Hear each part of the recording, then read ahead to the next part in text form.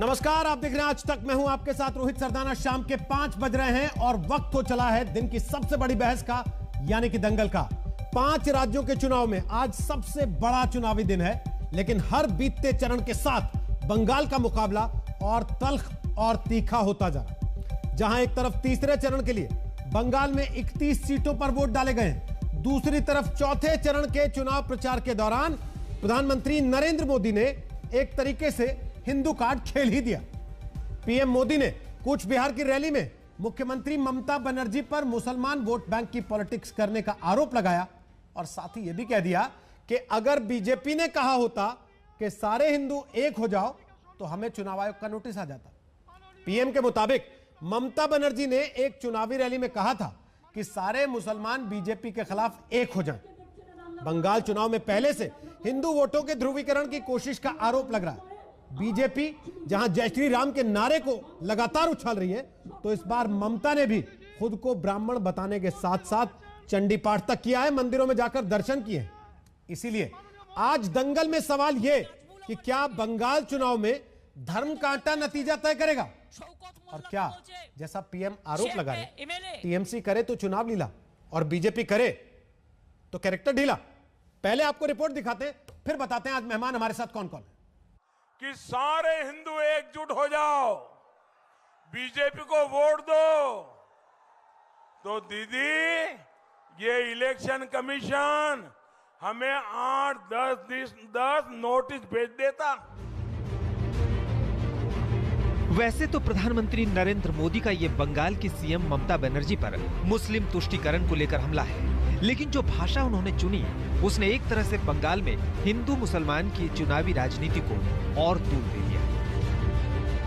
हिंदू मुसलमाने भागाभागी करार चेष्टा करছে আর মুসলমান ভোটটাকেও ভাগ করার চেষ্টা করছে। যদি আপনারা এনআরসি না চান, এনপিআর না চান, কে না চান, বাংলায় হিন্দু মুসলমান ভাগ করতে না চান, সংখ্যালঘু ভাই বোনেরা আমার, ওদের একটা ভোটও দেবেন না, ওদের একটা ভোটও দেবেন না, ওদের একটা ভোটও দেবেন না।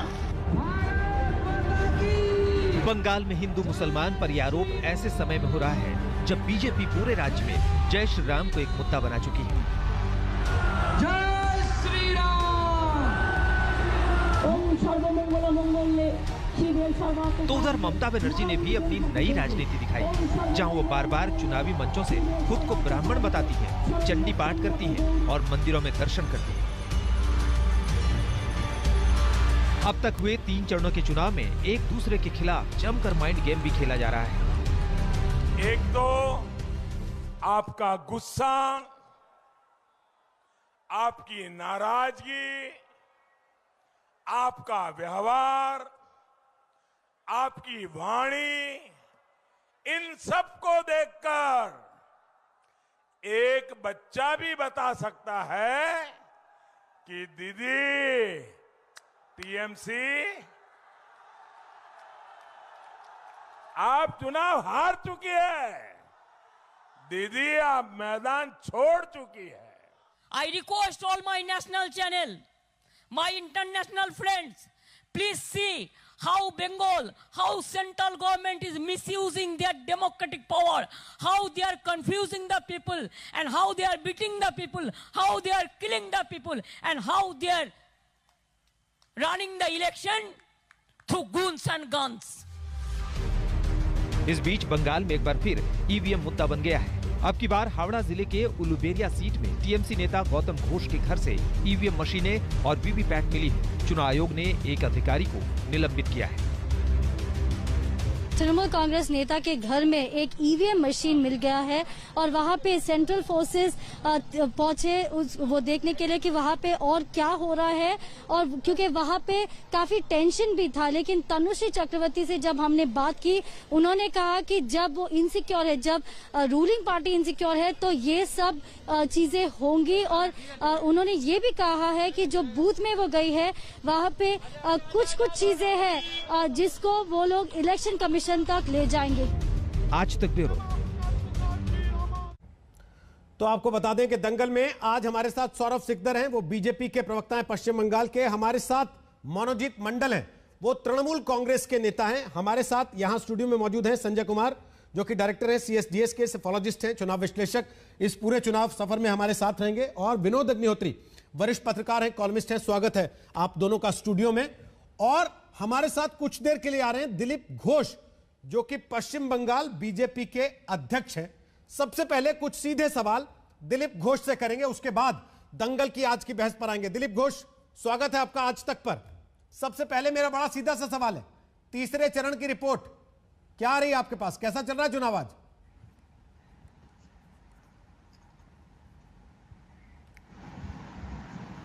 दो चार फोन करके लोगों को डराने का प्रयास हुआ था, इस बार भी हुआ है। कल रात को एक अपने कार्यकर्ता की हत्या हुई है, पीट के मार दिया गया। आज उस जगहों में गड़बड़ थोड़ा सा हो रहा है, जिससे डायमंड हार्बर, जहां माननीय राष्ट्रीय अध्यक्ष जी का कन्वे पर अटैक हुआ था, अभिषेक बनर्जी का लोकसभा क्षेत्र है, उपद्रुत इलाका माना जाता है, कानून व्यवस्था का नामो निशान नहीं है। वहां कुछ जगह में जहां मिक्स्ड पॉपुलेशन है, हिंदू लोगों को रोका जा रहा है, करने के लिए डराया जा रहा है। और एक आध जगह थोड़ी सी प्रॉब्लम हुई है, लेकिन वोटिंग बहुत अच्छा हो रहा है। जैसे कि आरामबाग से मुझे खबर मिला कि लगभग 65% वोटिंग हो चुकी है, तो काफी तेजी वोटिंग है। मैं जैसे कि बता रहा था कि जैसे चुनाव आगे बढ़ेगा, लोगों का मन से भय खत्म हो जाएगा और लोग और उत्साहित होकर के चुनाव में भाग लेंगे और वोटिंग करेंगे।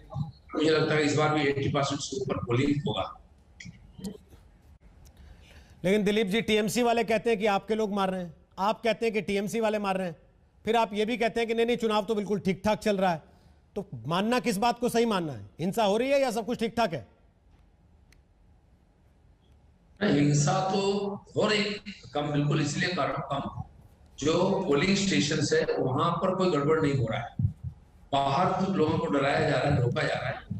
और मर्डर तो हुई है, 2 फेज में लगभग 8 मर्डर हुआ है, अब कल भी हुआ है। तो बंगाल की जो रक्तरंजित राजनीति है वो इतना जल्दी नहीं बदलेगा। हाँ, ये बात सही है कि इस बार सत्ता परिवर्तन होगा तो वहां से परिवर्तन हो सकता है।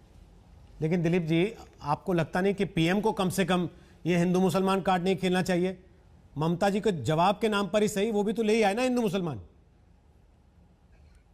देखिए, बंगाल में ये तो देश का विभाजन हुआ था हिंदू मुस्लिम का आधार, उसी समय से सांप्रदायिक राजनीति चल रही है। हम इसका विरोध में लड़ाई करते हैं और इसलिए यहाँ संख्यालघु समाज की संख्या ज्यादा होने के कारण थोड़ा उस पर पार्टियों का रुझान रहता है। कांग्रेस ने उनका वोट से राज चलाया, सीपीएम ने 34 साल चलाया। आज जो संख्यालघु समाज उनके अनुसार टीएमसी के पक्ष में है, इसको भी तोड़ना है। हम मुझे लग रहा है इस चुनाव के बाद इसमें परिवर्तन आएगा और इसीलिए उनको रिझाने के लिए ममता बनर्जी ने कई प्रकार की योजनाएं चलाई। उनके लिए स्कूल, कॉलेज, पॉलिटेक्निक, IIT सब अलग कर दिए, उनके लिए यूनिवर्सिटी अलग कर दिए, इमाम मुअज्जिन को भत्ता दिलवा दिए। ऐसा यहाँ तक कि मुसलमानों में ओबीसी जाति निकाल करके उनको सर्टिफिकेट दे करके और उनको एक कैटेगरी का ओबीसी बनाया गया। ये सारा किया गया संविधान से बाहर, लेकिन उसका परिणाम ये हुआ कि मुसलमानों को कोई तरक्की नहीं हुई है। देश में सबसे पिछड़े हमारे बंगाल के मुसलमान आज वो भी सोचने के लिए मजबूर हो गए कि ये जो हो रही है, हमको वोटर बनाकर रखा गया है, हमें कोई अधिकार नहीं मिला है, मुझे कोई सुविधा नहीं मिला है।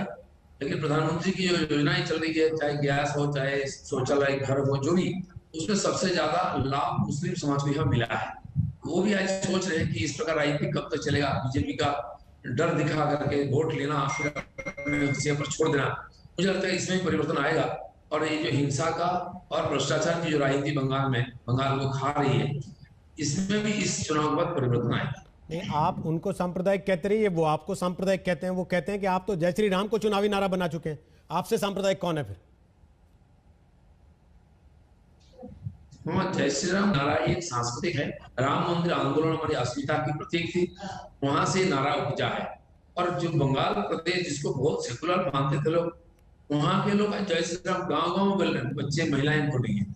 जैसा कि स्वतंत्रता संग्राम में वंदे मातरम के रूप में अंग्रेज के खिलाफ लोग गुस्सा निकालते थे, यहाँ आज वही हो गया है।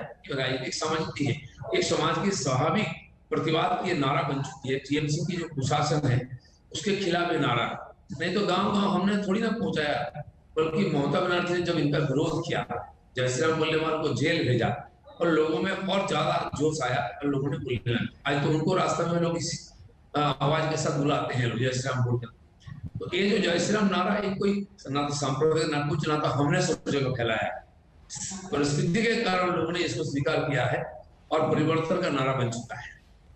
तो बंगाल के मुसलमान वोट देंगे आपको, या आप भी अपने असम के नेताओं की तरह ये मान के चल रहे हैं कि नहीं मुसलमान तो हमको वोट करेगा नहीं, उसके बिना ही चलाना? नहीं देंगे, पिछले बार भी थोड़ा बहुत दिए हैं, अब कितना देंगे तो बात अलग है, लेकिन मुसलमान भी आज सोच रहे हैं कि इस प्रकार तोषण की राजनीति जो हो रही है इससे किसको फायदा हो रहा है। गरीब तो गरीब ही है, बंगाल पूरा पीछे है और उसमें मुसलमान और पीछे है। इसीलिए इस बार जो उनके अंदर में हलचल हुई है, काफी बड़ी संख्या में हमारी पार्टी में मुस्लिम समाज के लोग शामिल हुए हैं और लिखे बड़े अच्छे लोग हैं, और महिलाओं में भी काफी जोश में देखा। मुस्लिम इलाका में रोड शो करते हुए कार्यक्रम करते हैं, हमारे कार्यक्रम को देख रहे हैं, आके सुन रहे हैं, रिस्पॉन्स कर रहे हैं। तो इससे लग रहा है कि मुस्लिम समाज भी थोड़ा पुराना धारणा से निकल करके आगे देश के साथ जुड़ करके विकास के धारा में आना चाह रही है, और माध्यम उसका भारतीय जनता पार्टी है। दिलीप बाबू, अभी तक आपकी पार्टी पे आरोप लगता था कि चुनाव आयोग के साथ आपकी सांठगांठ है, आज टीएमसी नेता के घर ईवीएम मिल गई, खुश तो होंगे आज आप काफी? नहीं देखिए, जो चुनाव आयोग का ऊपर ये लोग आरोप लगाते हैं, लेकिन ममता बनर्जी ने इसी चुनाव आयोग का देखरेख में जो चुनाव हुआ, इसी सेंट्रल फोर्स का सहारा लेकर के ईवीएम मशीन के द्वारा दो बार विधानसभा में बहुमत से चुन करके चीफ मिनिस्टर बनी। बीच में 2 बार 3 बार विधान लोकसभा का चुनाव हुआ, उसमें भी अच्छी वोट उनको मिली है और सीट मिली है। तो आज ऐसा क्या हो गया अचानक एकदम ईवीएम को, चुनाव कमीशन को, सेंट्रल फोर्स को उन्होंने टारगेट बना लिया? आज पुलिस वालों को भी गाली देने, जो खुद पुलिस मंत्री थी, पुलिस भी उनकी बात नहीं सुन रही। वो सोच रहे थे पुलिस भी उनके कैडर जैसा काम करे, लेकिन आज परिस्थिति हो और चुनाव कमीशन का देखरेख में वो स्वतंत्र हो गए हैं, इसीलिए काम शायद उनका बात नहीं सुने, इसलिए उसको भी गाली दे रहे। तो मतलब सबसे चिढ़े हुए हैं कि समझ ठीक नहीं जा रही है, उल्टा पड़ रहा है सब, क्योंकि नेता पार्टी छोड़कर भाग रहे हैं, जो है वो भी चुपचाप घर में, कोई प्रचार में नहीं निकल रहे हैं। इस प्रकार एक परिस्थिति में ममता बनर्जी आगे बढ़। लेकिन दिलीप जी, ऐसे मामलों से चुनाव आयोग की छवि को धक्का तो लगता है ना, इतना तो मानेंगे कि नहीं? नहीं, चुनाव आयोग देखिए, इसके पहले भी बंगाल में 2 बार फेयर इलेक्शन चुनाव आयोग ने कराया था, और कई जगह गड़बड़ होती थी, हम लोग उसका प्रतिवाद करते, बार-बार उनके पास जाते थे। इस बार भी बार-बार हम और हमारे बाकी जो विरोधी पार्टी, उनको उन लोगों ने भी जो यहाँ होता है घटना जानकारी के लिए उनको दिया था, हमने भी दिया है, और आज भी हम संपर्क में है। जब जरूरत पड़ता है हम जाकर उनसे मिलते हैं और बोलते हैं कि इसका सुधार करिए। तो ममता बनर्जी भी करे, उससे जाकर अपना गुहार लगाए, अपना डिमांड पेश करें और उनको मजबूर करें सही दिशा में और स्वच्छ और साफ सुथरा चुनाव करने के लिए। दिलीप जी, लेकिन अभियोग करने से, कंप्लेन करने से कुछ नहीं होता। आज उन्होंने मैदान छोड़ करके ऑफिस बनाकर वहीं से लोग कंप्लेन लेटर भेज रहे हैं, उससे क्या होने वाला? आज 3 चरण खत्म हो रहे हैं, आज आपके तेवर उतने तीखे नहीं है, थोड़े ढीले लग रहे हैं। अभी भी 200 पार पे कायम है या थोड़ा प्लान में चेंज हो रहा है? नहीं देखिए, जिस गति से चुनाव शुरू हुआ था जंगल महल से, जो हमारे कोर इलाका था, उसी गति में आगे बढ़ रहा है। आज का चुनाव जहां हो रहा है वहां हमारा कमजोर क्षेत्र है और गुंडागर्दी, हिंसा होती है खूब। फिर भी जिस ढंग से प्रचार हुआ, लोगों में जो रिस्पॉन्स मिला है, मुझे लगता है कि वो भी हमारे हाथ से उछूता नहीं रहेगी, यहाँ भी परिवर्तन हो सकेगा। बहुत बहुत धन्यवाद दिलीप घोष, आज तक पर आने के लिए, हमसे बात करने के लिए। तो जैसा हमने आपको पहले बताया, मनोजीत मंडल हमारे साथ हैं तृणमूल कांग्रेस से, सौरभ सिकदर हमारे साथ हैं बीजेपी से, संगीत रागी यहां स्टूडियो में हमारे साथ आ गए हैं, दिल्ली यूनिवर्सिटी में पढ़ाते हैं पॉलिटिकल साइंस और राष्ट्रीय स्वयंसेवक संघ से जुड़े राजनीतिक विश्लेषक हैं। हमारे साथ विनोद अग्निहोत्री वरिष्ठ पत्रकार, और हमारे साथ संजय कुमार है, सीएसडीएस से जुड़े चुनाव विश्लेषक है, सेफोलॉजिस्ट है। मनोजीत दादा, क्या हाल चाल? जी रोहित जी, कैसा चल रहा है तीसरा राउंड? देखिए, जो हो रही है वोटिंग तो ठीक ठाक हो रही है, लेकिन आप देखिए किस तरह का बर्ताव है बीजेपी के लोग, जिसे हम कहते हैं ना वायलेंट, एकदम पैट्रियार्की, किस तरह से हमारे एक उम्मीदवार को मारा गया, और सुजाता मंडल को किस तरह से मारा गया, ये बहुत ही दर्दनाक है। और सीआरपीएफ लोग तो पूरा मुझे लगता है 1-2 जगह में पूरा बीजेपी के साथ घुल मिल गए, और एक जगह से तो उनके खिलाफ तो एक आउटरेजिंग ऑफ मॉडेस्टी के बाद चार्ज लगी हुई हुगली में। एक जगह साउथ 24 परगनास में हम देखा कि उन लोग डरा रहे हैं वोटर लोगों को वोट देने के लिए, किसी एक पार्टी को, बीजेपी को वोट देने के लिए कह रहे हैं। ये क्या हो रहा है रोहित जी? इस तरह का कभी बंगाल में नहीं होता था। लेकिन तो हम ये जो ईवीएम ही घर ले गया सर। नहीं, ये हमारा आदमी नहीं था भाई साहब। वो जो लोग थे, जो इलेक्शन कमिशन का जिसके यहाँ मिलती है वो कभी मानता है क्या हमारा आदमी? इनके असम में गाड़ी में मिल गई थी ईवीएम, रिस्पॉन्सिबिलिटी नहीं है। बीजेपी आखिर तक जब तक संभव था मना करती रही कि नहीं हमारे आदमी की गाड़ी नहीं थी। आप घर को ही ऑन करने से मना कर दे रहे हैं। ये जो साहब है ना, ये जो साहब है, उनको तो पता होना चाहिए तो वो क्या कर रहे हैं। ये तो पूरा इलेक्शन कमीशन का और एक भी एकदम जो है वो फेल हो चुके हैं, लगातार एकदम नाकाम हो चुके हैं। ये तो पूरा फिर निकल रहा है। मतलब ईवीएम देखा, बंगाल में देखा, मतलब ईवीएम बीजेपी वाले के गाड़ी में चली जाए तो भी चुनाव आयोग, बिल्कुल, और आपके घर आके बैठ जाए तो भी चुनाव आयोग। बिल्कुल ये पूरा ये श्रेय जाता है, इसको आप क्रेडिट मानोगे तो ये जाता है इलेक्शन कमीशन। किस तरह से इलेक्शन कंडक्ट कर रहा है ये लोग। हमारा कितना सारा कंप्लेंट थे ईवीएम के खिलाफ, आज भी ईवीएम आपने जो सुजाता मंडल की बात की दादा, लेकिन आपने भी वीडियो देखा होगा, ये तो हम बयान नहीं कर सकते। आपने भी वीडियो देखा होगा ना, उनके पीछे जो गांव वाले दौड़ रहे हैं, वो गांव वाले कह रहे हैं कि इनके लोगों ने हमारे एक आदमी का हाथ तोड़ दिया। क्या बात करोगे? मुझे तो इतना समझ नहीं आता बांग्ला, फिर भी लोग कह रहे हैं, ये बातें आ रही हैं वहां पे। इनको दिन दहाड़े मारा जा रहा है, पीटा जा रहा है। वो मुतरमा 2 आदमी को लेके लोगों के ऊपर हमला कर देंगे। वो जान के मारे भाग रही थी। आप देख रहे हो रोहित जी वीडियो में। अभी दिलीप घोष कह रहे थे कि आप उनके लोगों को पिटवा रहे हैं बार बार। अरे वही वो साहब तो जानता है ना, वो साहब पिछले लगातार 3-4 सालों से इसी का तैयारी में थे ना, लगातार उकसा रहे थे अपने आदमी को, कैसे मारोगे, पीटोगे, पुलिस को भी मारोगे। देखिए आप किस तरह से पुलिस बर्ताव कर रही है। वो जो सिक्योरिटी गार्ड कैसे डर के मारे भाग रहे। 2 ही तो थे सुजाता दी के साथ, वो कैसे एक पूरा गांव को जाके वो डोमिनेट कर सकती। ये क्या हो सकता है? एक वीडियो आप मेरे को दिखा दीजिए रोहित जी, एक वीडियो दिखा दीजिए। सौरभ जी पिटवा रहे इनके लोगों को। देखिए जब पंचायत चुनाव के टाइम से हम लोग बोलते थे कि बंगाल में राजनीतिक हिंसा होता है तो इसका मजाक उड़ाया जाता था कि आपके पास लोग नहीं है तो क्या हम लोग लाके दे। राजनीतिक हिंसा को हम भी समर्थन नहीं कर रहा है, लेकिन जो गांव के लोग हैं, जो बंगाल के वोटर है, उसके मन से इसका डर निकल गया है और इसीलिए जो उसको मत डालने में बाधा दे रहा है, जो उसको प्रभावित कर रहे हैं, तो ये लोग रिएक्शन कर रहे हैं। अभी देखिए दिलीप दा ने तो बोल दिया कि हम जो है हम चाहते हैं कि हर लोग अपना वोट दे और हम वही कर रहे हैं कि लोग अपना वोट कास्ट कर पाए। हम तो इसी के लिए लड़ रहा है। अब टीएमसी लोगों को वोट नहीं देना देता है। कई जगह में कल रात से धमकाया जा रहा है। आज हमारे कार्यकर्ता का माँ को मार दिया, उसको मारते हुए। तो लोग कितने दिन सहेगा? तो इसीलिए क्या है, जो अन्याय हो रहा है उसका प्रतिवाद हो रहा है।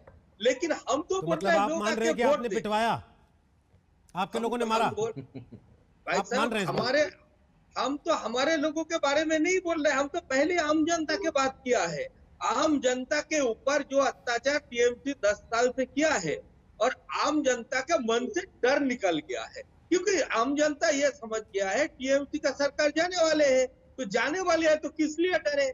तो इसलिए जो है, जो बदमाशी करने जा रहे हैं उसको सबक सिखाना है। जब आम जनता को इतना समझ में आ गया है तो पीएम को वहां खड़े होकर ये बोलने की क्या जरूरत है, विक्टिम कार्ड खेलने की, कि हमने अगर बोल दिया होता सारे हिंदू एक तरफ वोट कर दो तो हमें नोटिस आ जाता।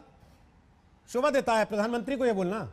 प्रधानमंत्री जी यही बोलता है कि हम तो नहीं करना चाहते तुष्टिकरण का राजनीति। जब मुख्यमंत्री बार बार बोलता है, परसेंटेज गिनवाता है, दूध देने वाली गाय का थ्योरी देता है, तब तो कोई दोष नहीं होता। प्रधानमंत्री जी तो तुष्टिकरण का राजनीति नहीं करना है, यही मैसेज दिया है कि हम नहीं बोलना चाहते। हम बोलते तो हमारे ऊपर आरोप लगता, लेकिन हम तो बोले नहीं है।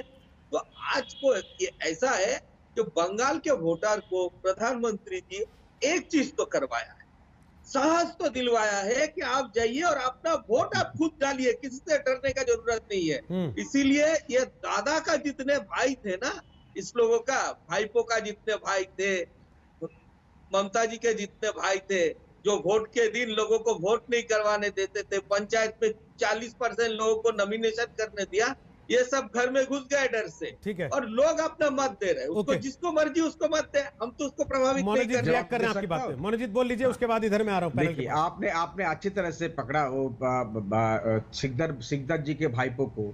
उनको तो पास कोई जवाब नहीं है। अरे आप हिंसा नहीं हो रही थी इसलिए आप करके दिखाया। जय श्री राम बोल के मुतम्मा को मारा जा रहा है। अरे जय श्री राम बोलने से आपका पाप धुल जाएगा। आप भी बोलो। मैंने डिस्टर्ब नहीं किया। अरे मनोजीत दादा आप भी बोलो, आपका पाप धुल जाएगा। नहीं बताओ, जय बताओ, श्री राम बताओ। बोल के मारा जा रहा था। रोहित जी, आप अगर मेरे को जय श्री राम बोल के, हम आपको लाखों बार बोलेंगे, ये सैल्यूटेशन होता है, जय श्री राम रोहित जी। लेकिन कैसे कैसे इसी को हम रेजिस्ट करते हैं, इसी के खिलाफ हम बोलते हैं। जय श्री राम एक नारा है सैल्यूटेशन की, लोगों को रिसीव करने के, लेकिन मारने के लिए वह पूरा दिखा जा रहा है जय श्री राम बोल के। यहाँ सबसे बड़ा जो लोकल चैनल है उसमें दिखा दिया, आपके पास भी वीडियो फुटेज है, हमने देखा। एक मुतरमा को बेरहमी तरह से मारा जा रहा है, इसे हम कहते हैं वायलेंट पेट्रियार्की जी। जे बीजेपी के जो एकदम कोर आइडियोलॉजी है, आपको पता है इन लोगों का कोर आइडियोलॉजी है पुरुषतांत्रिक, जिसे कहते हैं। किस तरह से मार रहा है देखो, एकदम इतना बड़ा लाठी, और उसके साथ क्या वेपन थे। वो मुतरमा कंप्लेंट कर रही थी, जान के मारे भाग रहे थे। ये क्या बोल रहे हो सिकंदर भाई, आप एक अच्छे आदमी हो, बीजेपी में चुने गिने एक दो अच्छे आदमी हैं आप, इसमें से आप तो कंडेम करो, एक बार भी कंडेम नहीं किया भाई साहब। एक सेकंड ना, आप कहते हैं पेट्रियार्की है, वो कहते हैं एनार्की है। विनोद जी, समझ में आ रहा है क्या है? मुझे तो समझ में आ रहा है कि चुनाव है, और चुनाव में इस तरह के आरोप एक दूसरे पर लगाएंगे। वो एनार्की कहेंगे, वो पेट्रियार्की कहेंगे, और कोशिश ये करेंगे कि अपने अपने वोटर को गोलबंद करें, अपने अपने वर्कर को गोलबंद करें, क्योंकि चुनाव बिल्कुल अपने अंतिम, अब 3 दौर के हो चुके हैं, 5 दौर और बाकी हैं। तो जितनी ताकत लगा सकते हैं दोनों पक्ष वो लगा रहे हैं। इसलिए अभी आपको और तमाम तरह के दृश्य देखने को मिलेंगे। हो सकता है कुछ और भाषाई जो है शालीनता आपको दोनों तरफ से मिले देखने के लिए। तो मुझे लगता है कि चुनाव में सारे हथकंडे पार्टियां बनाती हैं, वही अब इसमें हो रहा है। लेकिन जो आपने एक प्रश्न बहुत ज़बरदस्त किया था, सिकंदर साहब से भी किया था, इनसे भी किया था, कि भाई ईवीएम जो है वो बीजेपी क्या मिले तो चुनाव आयोग, ईवीएम टीएमसी क्या मिले तो चुनाव आयोग, और पार्टियां ऑन नहीं करते। तो आखिर ईवीएम को पार्टी के कार्यकर्ताओं से इतना प्रेम कैसे कि अपने आप चल के चली जाती है? हम लोग तो उस दौर की रिपोर्टिंग करते रहे जब बैलेट पेपर से चुनाव होते थे, और बैलेट बक्से जो है पता लगा बूथ लूट करके संजीव राजी जी बैठे हुए हैं। ये जानते हैं ये संजय जी कि जो बाहुबली लोग होते थे वो पता पूरे बक्से लूट के ले जाते थे।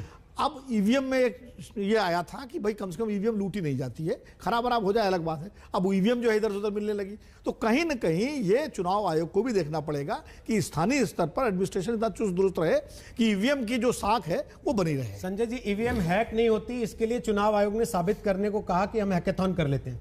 ईवीएम हाईजैक नहीं होती, ये कैसे साबित होगा? क्योंकि हम 2 तस्वीरें देख चुके, एक बार असम में और अब बंगाल में। रोहित जी, आपने कहा 2 तस्वीरें देख चुके हैं, आपने भी देखे, हमने भी देखे, और सारे दर्शकों ने देखा। इन तस्वीरों को देखने के बाद तो ये नहीं कहा जा सकता कि ईवीएम दूसरों के घरों में नहीं पाई जाती है, ईवीएम को यहाँ से वहाँ मतलब ऐसी जगहों पे नहीं रखा जा सकता जहाँ नहीं होना चाहिए। तो इन तस्वीरों को देखने के बाद तो झुटलाया नहीं जा सकता। बिल्कुल इसके हैकिंग की बात नहीं हो सकती, लेकिन इसके साथ छेड़छाड़, और छेड़छाड़ का अर्थ यही है कि कोई उठा के लेके चला गया, किसी दूसरे की गाड़ी में रख दिया गया। तो ये तो हम तस्वीरें देख रहे हैं, इसको झुटलाया नहीं जा सकता। लेकिन संगीत रागी, ऐसा क्यों है कि इस पूरे प्रकरण में बीजेपी के अलावा हर पार्टी कह रही है कि नहीं ईवीएम के साथ गड़बड़ हो रही है, और बीजेपी कह रहे नहीं चुनाव आयोग तो बिल्कुल सही काम करा रहा है, बहुत अच्छे से चुनाव करा रहा है, पहले तो कभी ऐसा चुनाव ही नहीं हुआ। देखिए भाई, ईवीएम अगर टीएमसी के नेता के घर मिली है तो बीजेपी को गुस्सा आना चाहिए ना। जैसे आसाम में बीजेपी नेता की गाड़ी में मिलने पर बाकी पार्टियों को गुस्सा आ रहा था, क्यों नहीं आ रहा बीजेपी को गुस्सा? देखिए ये तो बीजेपी के प्रवक्ता मुझे लगता है आपने भी किया होगा, नहीं, मुझे लगता है कि बीजेपी के प्रवक्ता सक्षम है इस बात का जवाब देने के लिए। लेकिन जो मैं विश्लेषण कर रहा हूँ बहुत साफ है कि चूंकि चुनाव आयोग एक स्वतंत्र संस्था है, और भारतीय जनता पार्टी कहीं नहीं ये बताना चाहती है, और कहना भी नहीं चाहिए कि जो है वो चुनाव आयोग निष्पक्ष नहीं है, ईवीएम का ध्यान नहीं रखने। अब मान ले जाए कि कोई गाड़ी में लेकर के चला जा रहा है और कोई ऐसी आवश्यकता पड़ जाती है, वो प्रोटोकॉल का वायलेशन हुआ आसाम में, तो वहाँ पर चुनाव आयोग ने कार्रवाई कर दी है। लेकिन अब इसके आधार पर आप पूरी चुनाव आयोग की निष्पक्षता को ही कटघरे में खड़ा कर दें तो ये एक गलत बात होगी। वैसे ही बंगाल के संदर्भ में 2 नहीं 3 प्रकरण बता सकता हूँ। 2 का हम जिक्र कर रहे हैं, तीसरा भी असम का है जहां पे बूथ पर 90 वोट टोटल थे और वहां 171 वोट पड़ गए, उसमें चुनाव आयोग ने कार्रवाई कर दी, ठीक बात है, लेकिन क्या इससे साख पर सवाल नहीं खड़े होंगे? रोहित जी देखिए, टेक्नोलॉजी बड़ा न्यूट्रल होता है, लेकिन कई बार ऐसा भी होता है कि टेक्नोलॉजी के जो सॉफ्टवेयर है यदि उसमें कहीं ना कहीं कुछ गड़बड़ी हो जाती है, माल फंक्शनिंग होता है सिस्टम में, तो कई बार ऐसे नतीजे आ सकते हैं। उसके आधार पर यह कहना कि ये चुनाव की पूरी प्रक्रिया ही गलत है, मुझे लगता है थोड़ा ये गलत होगा। आखिर उसी चुनाव की प्रक्रिया से ममता बनर्जी दो बार सत्ता में आई। मेरा सवाल चुनाव प्रक्रिया के गलत होने पर नहीं था संगीत जी, मेरा सवाल इस बात पर था, क्या ऐसी घटनाओं से चुनाव आयोग की साख को धक्का नहीं लगता? और क्या चुनाव आयोग को इस मामले में अपनी साख को वापस बरकरार करने के लिए कुछ सख्त कदम उठाते हुए नहीं दिखना चाहिए? कम से कम सामने आकर नहीं बात करनी चाहिए। ब्रेक के बाद आते हैं, वापस इस पहलू को उठाएंगे। और साथ ही प्रधानमंत्री को जब वो ये कॉन्फिडेंस रख रहे हैं कि जनता जाग चुकी है और जनता उनके साथ आ रही है, तो ये कहने की जरूरत क्यों पड़ती है कि हमने अगर हिंदुओं का वोट मांग दिया होता तो हमारे पास नोटिस आ जाते? क्या ये ध्रुवीकरण की कोशिश है? ब्रेक के बाद आ रहे हैं। एमसी करे तो चुनाव लीला, बीजेपी करे तो कैरेक्टर ढीला। प्रधानमंत्री नरेंद्र मोदी ने आज कुछ ऐसा ही आरोप लगाया जब कूच बिहार की रैली में उन्होंने यह कह दिया कि ममता दीदी अल्पसंख्यकों को एकजुट वोट करने को कहें तो कोई बात नहीं, हम अगर हिंदुओं को एक तरफा वोट करने को कह देते तो चुनाव आयोग का नोटिस आ जाता। विनोद जी, आपको लगता है अगर बीजेपी ऐसा कहती तो नोटिस आता उनको, या प्रधानमंत्री विक्टिम कार्ड खेल रहे हैं? देखिए, प्रधानमंत्री जी जब चुनावी भाषण देते हैं तो वो बिल्कुल चुनावी एक राजनेता की तरह भाषण देते हैं। वो प्रधानमंत्री से ज़्यादा भारतीय जनता पार्टी के नेता की तरह भाषण देते हैं। आप उत्तर प्रदेश का चुनाव याद करिए, जब उन्होंने कहा था कि शमशान कब्रिस्तान में भी बिजली होनी चाहिए, शमशान में भी होनी चाहिए, दिवाली पे भी होनी चाहिए, रमजान में भी होनी चाहिए, तो बड़े तरीके से उन्होंने अपनी बात कह दी थी। इसी तरह उन्होंने ममता बनर्जी का उदाहरण देते हुए, चूँकि ममता बनर्जी ने जरूर, चूँकि जो फुरफुरा शरीफ के जो लेफ्ट के साथ अलायंस करके लड़ रहे हैं मौलाना साहब, उसको ममता बनर्जी को खतरा है कि शायद मुस्लिम वोटों में थोड़ा बहुत सेंधमारी हो जाए, तो उन्होंने उसको ध्रुवीकरण को मजबूत करने के लिए कहा कि भाई मुस्लिम जो है वो बीजेपी के खिलाफ एकजुट हों। प्रधानमंत्री ने तुरंत उसको पकड़ा, और एक राजनेता को पकड़ना चाहिए इस तरह की चीज़ें अपने विपक्षी के खिलाफ। और उन्होंने बड़े तरीके से, राजनीतिक तरीके से ये कहते हुए कि भाई अगर मैं हिंदुओं के नाम पे वोट मांगता तो मुझे नोटिस आ जाता, एक तरह से उन्होंने अपनी बात भी कह दी और कहीं से उनको किसी तरह से कानूनी घेरे में चुनाव आयोग ले भी नहीं सकता। एक कुशल चतुर राजनेता का यही तरीका होता है अपनी बात कहने का। अब बाकी व्याख्या आप लोग करते रहे कि उन्होंने ध्रुवीकरण की कोशिश की या नहीं की, नहीं करना चाहिए, क्या नहीं करना चाहिए, लेकिन जब चुनाव होता है तो चुनाव का जो है, चुनाव में सारे तीर चलते हैं और हर नेता जो है हर तीर का इस्तेमाल करता है। बोलिए रागी जी। देखिए, मुझे लगता है कि जब से चुनाव, कोई आज ही नहीं, इन चारों राज्यों के चुनाव के संदर्भ में एक बात बहुत साफ बार बार देखने को मिल रही, सुनने को मिल रही है। मुस्लिम वोट जो है उसका जब बंटवारा होता है तो कहा जाता है, देखिए सेकुलर वोटों का बंटवारा नहीं होना चाहिए, यानी कि मुस्लिम वोट सेकुलर वोट है और हिंदू वोट जो है वो कम्युनल वोट है। ये इस देश की राजनीति का एक अद्भुत विमर्श है जो मुझे आज तक समझ में नहीं आता है। पार्टियां खुल करके मंच से कहती हैं कि माइनॉरिटी का वोट गोलबंद कीजिए। ऐसी स्थिति में सब कोई जानता है कि माइनॉरिटी का मतलब पश्चिम बंगाल के अंतर्गत क्या है, यानी कि आप मुसलमानों की वोट को आप गोलबंद करने के लिए ममता दी अपने मंच से एक बार नहीं कई एक बार कह चुकी हैं, उनके लोग रोज रोज बोल रहे हैं। तो प्रधानमंत्री ने इसी संदर्भ में कहा कि ममता दी ने गोत्र बताया तब भी आपको गुस्सा आ गया? नहीं, आज गोत्र क्यों बता रही है, पहले क्यों नहीं बताती थी? नहीं, देखिए लास्ट में यदि आप गोत्र बताएंगे तो गोत्र उसी को बताना पड़ता है ना जो अपने घर में जो अपने दुकान पे गलत घी बेचता है, तो वही अपने आगे बोर्ड लगा करके रखता है कि यहाँ शुद्ध घी मिलता है। तो आपको गोत्र बताने की आवश्यकता इसलिए पड़ रही है क्योंकि आपके गोत्र पर लोगों को संदेह था। आपने 10 साल के अंदर मुस्लिम तुष्टीकरण इस प्रकार से किया कि लोगों ने यह मानना ही भूल गए कि ममता बनर्जी हिंदू है भी या नहीं, या हिंदू होकर के वो सिर्फ इस्लाम के लिए काम करती हैं। मनोजीत मंडल, टीएमसी करे तो चुनाव लीला, बीजेपी करे तो कैरेक्टर ढीला। देखिए रोहित जी, कितने बार ये साफ से साफ हम डिबेट किया है, एक ही भाषा बोलते हैं, उनके बात पे और मुझे कोई जवाब नहीं देना है। जब प्राइम मिनिस्टर साहब, देखिए प्राइम मिनिस्टर बीजेपी के लीडर के हैसियत से बिल्कुल आ रहे हैं, लेकिन वो प्राइम मिनिस्टर है, अटल जी भी प्राइम मिनिस्टर थे। एक तो स्टेट्समैन बनने की कोशिश करनी चाहिए। आपके पास इतना बड़ा मत है, 300 से ज्यादा आपका खुद का ही एमपी है, फिर भी आप आके ध्रुवीकरण की राजनीति कर रहे हो। और ममता दी कभी ये नहीं कहिए कि मुसलमान एक हो जाओ, कभी नहीं, हर कोई को अपील किया था। आप देख लीजिए, उन्होंने कहा अल्पसंख्यकों का वोट बंटना नहीं चाहिए, इसका क्या मतलब होता है? एक साथ एक नहीं, मतलब हमारे अलावा किसी और को ना चला जाए कोई मुसलमान, सबके साथ पहले माइनॉरिटी। नहीं, देखिए रोहित जी, ये आप किसी भी आपका जो दोस्त है बंगाली दोस्त को कह लीजिए, minority SC ST OBC and general, यही कहा है। SC ST माइनॉरिटी है, आप पढ़ाते हैं? बिल्कुल आपने मनोजीत मंडल, आप पढ़ाते हैं एससी एसटी माइनॉरिटी होता है, अपने आज एससी एसटी माइनॉरिटी होता है, कौन सा फॉर्मूला आपने लगा रखा है मनोजीत मंडल? संविधान की कौन सी धारा में, संविधान की कौन सी व्याख्या है ये? नहीं जरा आप अपने आप को प्रोफेसर बोलते हैं, ये संविधान की कौन सी व्याख्या है, जरा आप बताइए तो सही। मैं बता रहा हूँ, आपको शायद समझ में नहीं आया। वो कह रहे हैं माइनॉरिटी के बाद मैंने कॉमा लगाया, वो आपको दिखा नहीं है। माइनॉरिटी के बाद कॉमा लगा के SC ST कहा और वो एक तरीके से कहने की कोशिश कर रहे हैं। चलिए बेनिफिट ऑफ डाउट दे रहे हैं आपको। सौरभ जी आ रहा हूँ, पहले वो पूरा कर ले फिर आ रहा हूँ। रोहित जी लगातार हम ये कहता है उस दिन से, जब से ममता दी कही है माइनॉरिटी SC ST OBC है ना बीच में, यही कह रहे थे। अरे ये आपका अच्छा minority comma SC comma ST comma OBC comma, ठीक है, ऐसे बोलना पड़ेगा रोहित जी, ऐसे बोलते हैं। ये क्या आप बात कर रहे हो? ममता दादा, चुनाव का मौसम है, आप भी जानते हैं कुछ बातें साफ साफ कही जाएं तो अच्छी रहती है।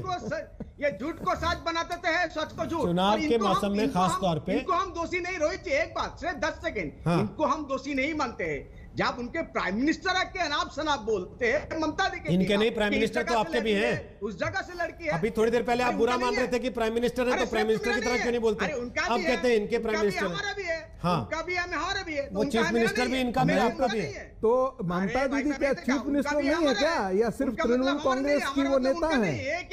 ममता दीदी चीफ मिनिस्टर नहीं है क्या? और चीफ मिनिस्टर की एक ऐसी भाषा होनी चाहिए जो बोलती है। लीजिए आप ही के तरफ बोल रहा हो। मोदी साहब आके जब आप इस तरह से एकदम आधा सच और बिल्कुल एक झूठ, हम झूठ नहीं कह सकते कि टीवी है, झूठ बोलते हैं कि ममता दी दूसरे जगह से कंटेस्ट, किसी से पता? हमें फुसूर सुन के आ रही है किस तरह से एक्टिंग, आप कितना सारा, बहुत सारा एक्टिंग हो। मैं तो सीखने की कोशिश कर रहा हूँ, मेरा हिंदी बहुत खराब है, लेकिन एक्टिंग सर आपसे मैं सीखने की कोशिश कर रहा हूँ। नहीं, बहुत सारी किसी को सीखना चाहिए कि कैसे लोगों को उल्लू बनाया जाए। बहुत सारे फिल्म स्टार्स को आपने भी चुनाव का टिकट दिया है, थोड़ी क्लासेस लीजिए आप भी। सौरभ सिकदर आवाज आ रही है? पुकारते हो दीदी को, कितना प्यार से पुकारते हो साहब, सबको पता चल रहा है बंगाल में आप क्या बोलते हो, क्या करते हो, हम देख चुके। किसान के बारे में बोलते हो, लगातार लोग मर रहे हैं। आप बोलते हो SC ST माइनॉरिटी के बारे में आप CAA बना दिया, लोगों डिटेंशन कैंप में लोग मर रहे हैं। अब आपको दादा अभी आप बोले कि थोड़ा सा 10 सेकंड, जमीन अब आपका खत्म ही नहीं होने में आगे, इसीलिए कहना पड़ेगा मनोजीत दादा, मनोजीत दादा वो कह रहे कि ममता हो गया। ओके, अरे बाप रे, आप जीत को सिर्फ तो 90 इलेक्शन 90 आसन में इलेक्शन हुआ, और मोदी साहब कहते हैं कि ममता की तरह। मनोजीत दादा, सौरभ सिकदर अपनी बात कर रहे हैं, प्राइम मिनिस्टर हो प्लीज। ओके, बनने की कोशिश करो। अच्छा, मुझे ये बात समझ नहीं आई कि दीदी ओ दीदी कहने से क्यों आप लोग चिढ़ जाते हैं? चलो जय श्री राम से तो एक कारण बीजेपी ने कि क्यों चिढ़ते होंगे आप, तो थोड़ा आपका अपना सौरभ सिकदर, उनको शायद आवाज जा नहीं रही है या वो सुनना चाह नहीं रहे, बोलिए अपनी बात। सौरभ जी बोलिए। ऐसा देखिए रोहित जी, क्योंकि ओके दादा, रैली नहीं है ये। मनोजीत दादा हो गया, अरे क्या कर रहे हैं? अब बोलिए सौरभ जी, बोलिए। अब दूसरे को नहीं बोलने हाँ बोलिए सौरभ जी। दादा को टिकट लेना अगली बार भाई, बोलिए सौरभ। ठीक है, इसीलिए दादा गुस्सा हो गया, मेरे को नहीं टिकट। अरे वो भाई को मेरे टिकट नहीं मिला, भाई को बहुत। चलिए ठीक, ओके सौरभ बोलिए अपनी बात। ऐसा है, ममता बनर्जी जी जो ये तुष्टीकरण का राजनीति बंगाल में चालू किया था शुरू के दिन से, कभी हिजाब पहन के नाटक करना, कभी सीधा सीधा बात करना तुष्टीकरण के पक्ष में, कभी हिंदुओं का स्कूल में सरस्वती पूजा बंद करवा देना, कभी कोई उर्दू ना पढ़ना चाहे तो उसको गोली चला के मार देना। लेकिन जो वोट बैंक के हिसाब से खाली ट्रीट किया है और उसके लिए कोई विकास नहीं किया है, आज ये उसको बाउंस बैक कर रहा है। तो इसलिए क्या हो रहा है, ना ये मुस्लिम वोट बैंक इसके साथ है और हिंदू तो पहले से ही खपा है। आज इसी चुंगल से ममता बनर्जी निकाल नहीं पा रही है। इसीलिए आज जब भी कोई ये तुष्टीकरण का राजनीति का प्रधानमंत्री जी खत्म करने का बात कर रहे हैं कि हमको तुष्टीकरण का राजनीति नहीं कर रहे हैं, आइए हम विकास की बात करते हैं, आइए हम सिंडिकेट राज बंद करने की बात करते हैं, आइए हम तोलाबाजी बंद करने की बात करते हैं, आइए हम एक सच प्रशासन की बात करते हैं, तभी भी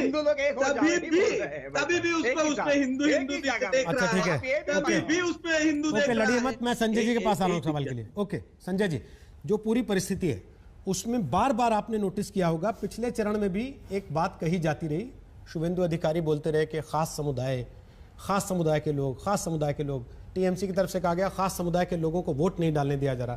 प्रधानमंत्री ने भी जब आज जिस चीज को लेकर इशारा किया है, क्या आपको लगता है कि पूरी राजनीति बंगाल की वो खास समुदाय के वोट के इर्द-गिर्द घूम रही, वहीं से तय हो रहा सब कुछ? दोनों पार्टियों के लिए, टीएमसी के लिए भी और बीजेपी के लिए भी। टीएमसी के लिए को अगर जीत हासिल करनी है तो, क्योंकि पिछले चुनाव में अगर हमने 2011 का चुनाव, 2016 का चुनाव, 2014 का लोकसभा हो या 2019 का लोकसभा चुनाव, सारे चुनाव में आंकड़े ये बताते हैं कि मुस्लिम मतदाताओं का एक मुश्त वोट टीएमसी की तरफ गया। तकरीबन अगर आंकड़ों के आधार पर हम कहें तो तकरीबन 70 से 75% वोट टीएमसी की तरफ जाता रहा है, और उनकी आबादी तादाद तकरीबन 30% है बंगाल की आबादी में। तो टीएमसी को अगर जीतना है इस चुनाव में, अगर सक्सेसफुल होना है, उनके लिए ज़रूरी है, उनके सर्वाइवल के लिए ज़रूरी है कि ये वोट उनको एक मुश्त पड़े। बीजेपी को अगर इस चुनाव को जीतना है, उन्हें भी मुस्लिम कार्ड खेलने की ज़रूरत पड़ रही है, लेकिन एक तरह से रिवर्स ऑर्डर में।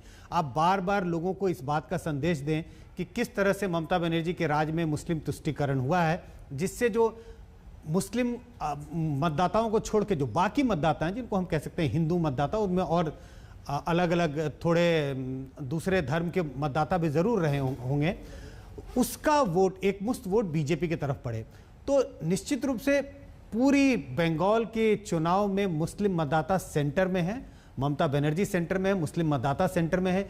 एक उन्हें अपनी ओर रुझाने की कोशिश कर रहा है, तो दूसरी पार्टी उसका भय दिखाकर उनके दूसरे मतदाताओं को अपनी ओर रुझाने की कोशिश। आसाम से कितना अलग है संगीत जी, जहां हेमंता बिस्वा पर यह आरोप लगता है कि वो सीधे कह देते हैं कि मुसलमान तो हमें वोट देगा ही नहीं।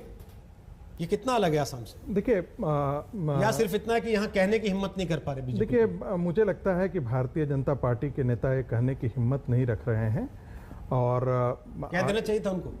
मुझे लगता है, देखिए, कहना नहीं चाहिए, ये उन पर निर्भर करता है कि वो कैसे इस बात का करते हैं, लेकिन बंगाल की जनता को ये संदेश देना बहुत आवश्यक है कि ऐसी क्या बात है कि भारतीय जनता पार्टी को मुसलमान 4% यदि प्रधानमंत्री ये नारा देते हैं सबका साथ सबका विश्वास, तो ऐसी स्थिति, सबका विकास, ऐसी स्थिति में बंगाल का मुस्लिम मतदाता जो है वो पोलराइज होकर के 70% उनके तरफ जाता है, लेकिन भारतीय जनता पार्टी को वोट नहीं देता है। तो कहीं ना कहीं तुष्टीकरण की चीज जो है वो भारतीय जनता पार्टी के खिलाफ जाती है।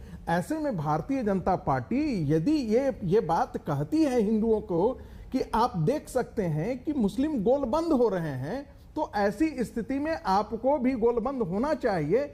ये यदि आप माइनॉरिटी की बात, मेजॉरिटी मुसलमान यदि मुस्लिम माइनॉरिटी की बात करेगा, तो ये स्वाभाविक एक समीकरण है जिसकी प्रतिक्रिया हिंदू गोलबंद स्वाभाविक होगी। यही कारण है कि 2019 के लोकसभा चुनाव में 57% हिंदू मतदाता जो आकर के वो भारतीय जनता पार्टी के पक्ष में मतदान किए। और मैं बस 10 सेकंड ले लेता हूं, यदि इसी चुनाव में यदि जिस प्रकार से 70% मुस्लिम मतदाता तृणमूल कांग्रेस के पक्ष में मतदान किया, यदि 70% हिंदू मतदाता आज आकर के खड़े होकर के भारतीय जनता पार्टी के पक्ष में मतदान करते हैं, तो बंगाल के चुनावी परिदृश्य में एक अद्भुत परिवर्तन देखने को मिलेगा और तृणमूल का हार निश्चित तौर पे देखते की बात 2 तारीख को वोट के नतीजे आ जाएंगे, उस दिन पता लग जाएगा कि वोट सरकार के कामकाज पर हुआ, नीतियों पर हुआ, रोड मैप पर हुआ, विकास के ब्लूप्रिंट पर हुआ, या फिर ध्रुवीकरण की वजह से हुआ। मनोज जी, दादा माफी चाहता हूं, समय समाप्त हो गया और समय दे नहीं पाऊंगा, लेकिन आगे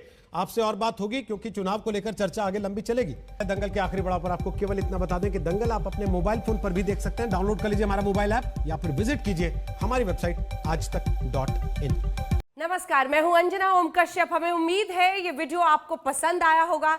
लेटेस्ट खबरों के लिए यूं ही देखते रहिए आज तक, और इस वीडियो के पसंद आने पर लाइक, शेयर एंड सब्सक्राइब करना ना भूलें।